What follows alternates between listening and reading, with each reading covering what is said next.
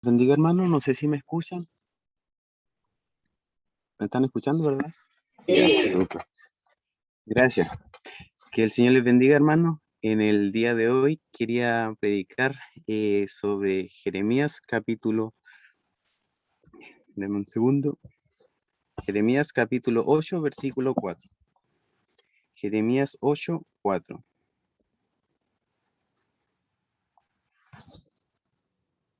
Jeremías capítulo 8, versículo 4.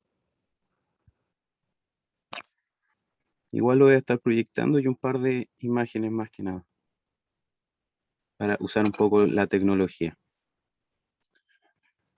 Jeremías capítulo 8, versículo 4. Y dice así en el nombre del Señor. Le dirás a sí mismo, así ha dicho Jehová, el que cae no se levanta, el que se desvía no vuelve al camino. Me imagino que hay algunos que ya conocen un poco esta palabra, pero quería compartirla igual para cada uno de los hermanos. Y básicamente quería contextualizar un poco respecto a Jeremías y por qué dice, le dirás a sí mismo, así ha dicho Jehová, que el que se cae no se levanta, el que se desvía no vuelve al camino. Bueno, en Jeremías nos vamos al Antiguo Testamento antes que llegara nuestro Señor Jesucristo, y el tiempo en que estaba el profeta Jeremías estaba anunciando básicamente de que el pueblo de Israel se había contaminado con los egipcios. ¿En qué forma? Estaban idolatrando a otros dioses. Se dice que idolatraban durante, por así decirlo, en la mañana al Dios de Israel y después a los otros dioses que eran de los egipcios. Se estaban contaminando con la gente de los egipcios. El Señor dijo, serán una sola nación y se tomarán parejas de Israel nomás. Y empezaron a juntarse los hombres con las mujeres, a copiar sus mismas enseñanzas, sus mismas creencias, a llegar al punto de cometer los mismos rituales y idolatría que ellos. Hay un monte que se llama el monte o el valle de Ginón, que es el valle de los sacrificios de niños. Llegaban al punto de sacrificar a sus dioses, a los niños recién nacidos, y eso era lo desastroso que podía pasar. ¿Qué pasaba con esto? El Señor estaba enojado, por eso y por el profeta Jeremías era el que el Señor le decía a él que le hablara a todo el pueblo. Claramente al pueblo no le gustaba esto. Y Jeremías, por eso, por la condición que veía de su pueblo de Israel, cómo lo que estaba pasando y cómo se habían olvidado del Señor, de lo que había hecho con ellos, que lo había liberado. Y pasaba que Jeremías, por eso se le conoce como el profeta eh, que más lloraba, o como dicen algunos, el más llorón, pero era porque tenía una empatía muy grande con su pueblo y no quería que pasara lo que él sabía que iba a pasar, que iba a ser la destrucción de Babilonia, que iban a venir los babilónicos y iban a exiliar o a sacar al pueblo de Israel. Bueno, eso a modo de introducción, hermanos. Y bueno, básicamente hice unas par de divisiones de respecto a lo que quiero predicar. Y la primera parte eh, son básicamente 3 puntos: la caída de la decisión y los resultados de la decisión.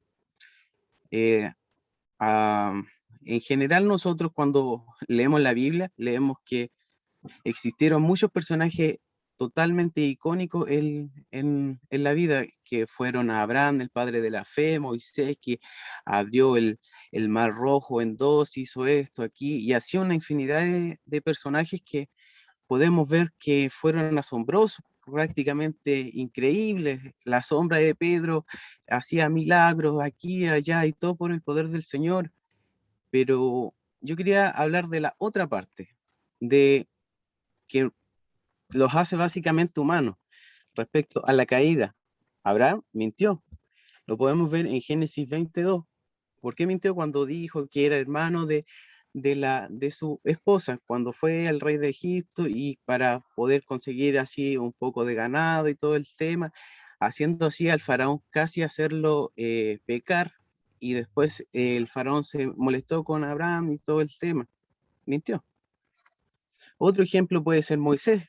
En el principio de Moisés mató porque él quería hacer, ¿cómo se dice? Justicia por él mismo, liberar al pueblo de Israel.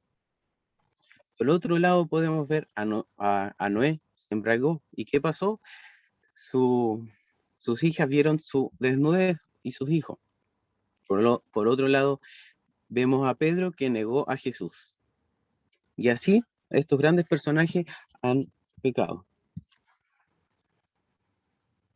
En Lucas 22, 55 al 57,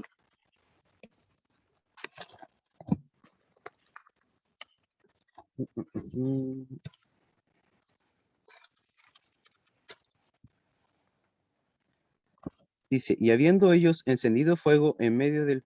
espérame. Lucas 22, 55, 57. Y habiendo ellos encendido fuego en medio del patio, se sentaron alrededor y Pedro se sentó también entre ellos. Pero una criada, al verle sentado al fuego, se fijó en él y dijo también, este estaba con él, pero él le negó, diciendo, mujer, no le conozco. Este en el caso de Pedro. El otro personaje fue Moisés en Éxodo 2, 11 y Éxodo 2, capítulo, versículos 11 y 12, dice, en aquellos días sucedió que crecido ya Moisés salió a sus hermanos y los vio en sus duras tareas y observó a un egipcio que golpeaba a uno de los hebreos, sus hermanos. Entonces miró a todas partes y viendo que no parecía a nadie, mató al egipcio y lo escondió en la arena. Esa respecto a las caídas que tuvieron Pedro y Moisés. Y otro personaje que igual quiero hablar, que después vamos a entender por qué lo quise agregar, es en Mateos capítulo 26, 48.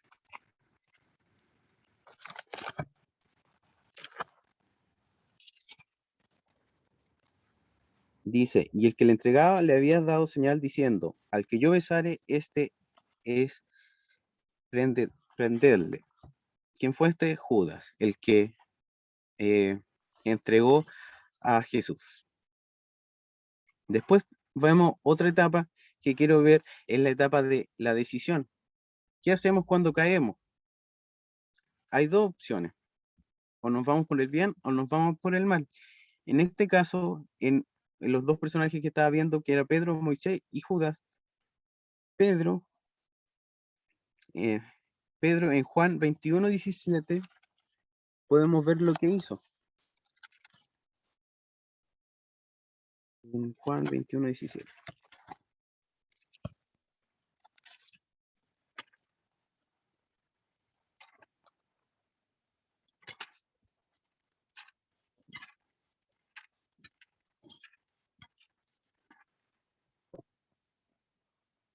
Y le dijo la tercera vez, Simón, hijo de Jonás, ¿me amas? Pedro se entristeció de que le dijese la tercera vez, ¿me amas? Y le respondió, Señor, tú sabes todo, tú sabes que te amo. Jesús le dijo, apacienta mis ovejas.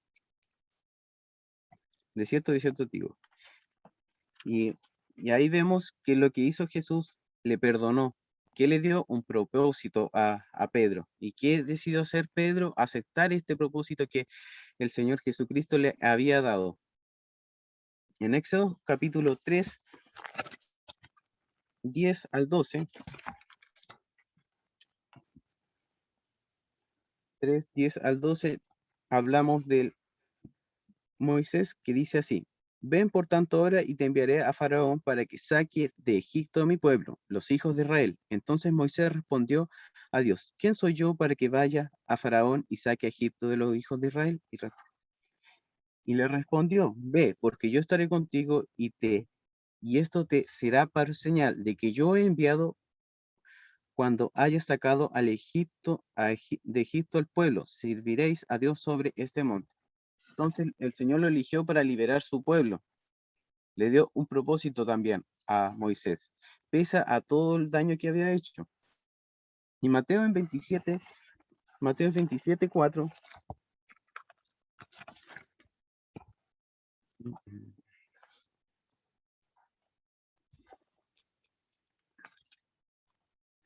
Dice, yo he pecado entregando sangre inocente, mas ellos dijeron, ¿qué nos importa a nosotros? Allá tú. Judas también se arrepintió. Ya, y ahora vamos a la parte de los resultados de lo que pasó con cada uno de los personajes que estamos viendo, que es Pedro, Moisés y Judas. En el caso de Pedro, vemos que Dios les dio un propósito. ¿Qué propósito? A presentar a sus ovejas, ser el pastor, ser el iniciador de una iglesia, pese a que Pedro fue el que negó a Jesús. ¿Qué podemos ver a Moisés?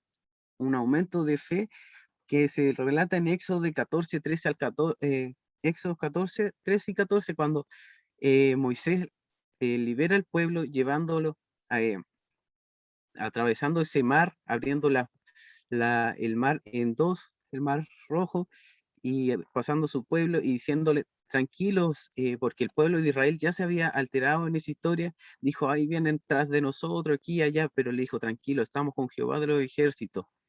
Y él les dio la victoria, los liberó. Pero aquí vemos un hecho lamentable que es en Mateo 27, 5. ¿Qué pasó con Judas? Que igual quise agregar a este personaje. Judas lamentablemente se ahorcó. No se sintió digno de ser perdonado por Jesús. Un poco triste, ¿verdad? Ahora lo último que les quiero ir mostrando en diapositiva. Deme un segundo.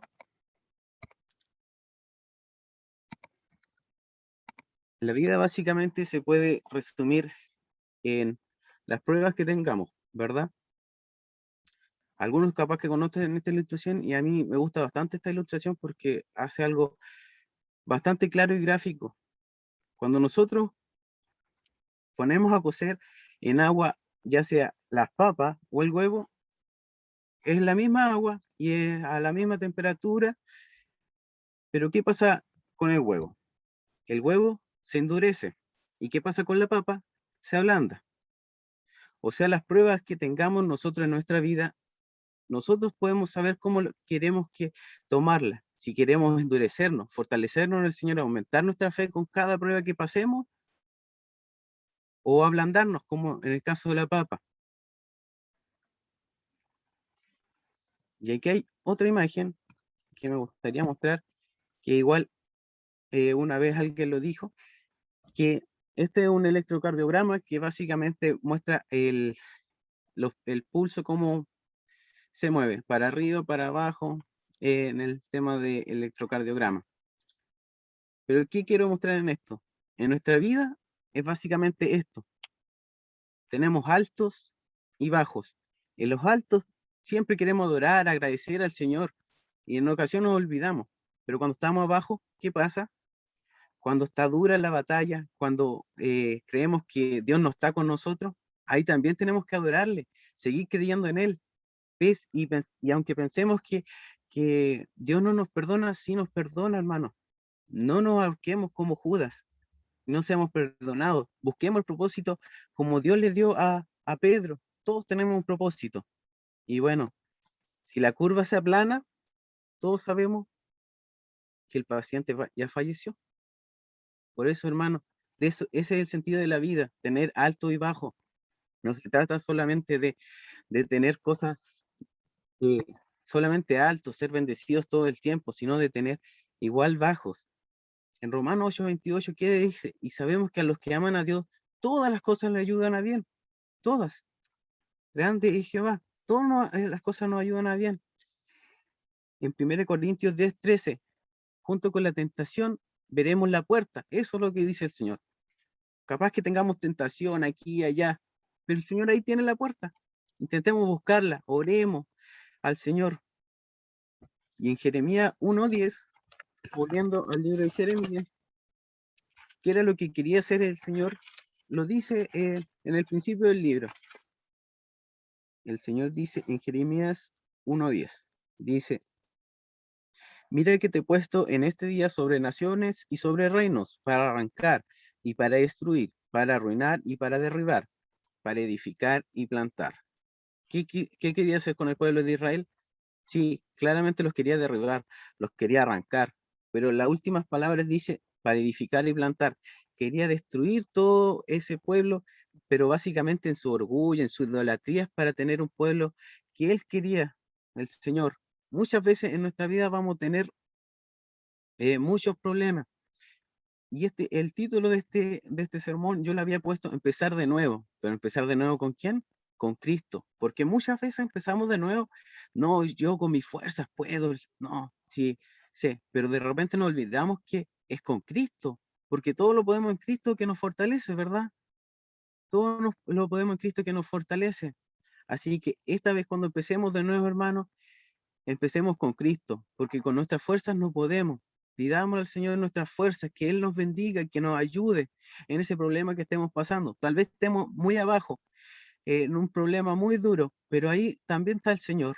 Y cuando estemos arriba también sigamos bendiciéndonos, no lo olvidemos.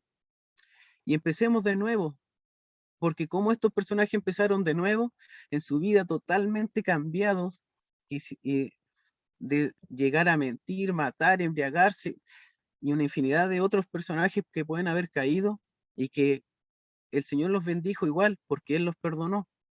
Por eso los invito a empezar de nuevo, pero con Cristo. Que el Señor les bendiga, hermano. Muchas gracias por la oportunidad.